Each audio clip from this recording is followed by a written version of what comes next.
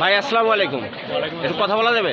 জি ভাই বলেন। আচ্ছা ভাই, আপনাদের যে উদ্যোগটা, আপনারা এটা কোন কলেজ থেকে নিয়েছেন? এটা আমাদের আফতাবগঞ্জ সরকারি কলেজ। আফতাবগঞ্জ সরকারি কলেজ থেকে নিয়েছেন। তো আপনারা এই দানটা, এটা কি আপনারা নিজে গিয়ে ওখানে দিয়ে আসবেন না কারো মাধ্যমে? আমাদের যে আজ সুন্নাহ ফাউন্ডেশন যেটা আছে ওইটার মাধ্যমে আমরা পাঠিয়ে দিই। ওই মাধ্যমে দিচ্ছেন। তো মোটামুটি কালেকশন কেমন হচ্ছে?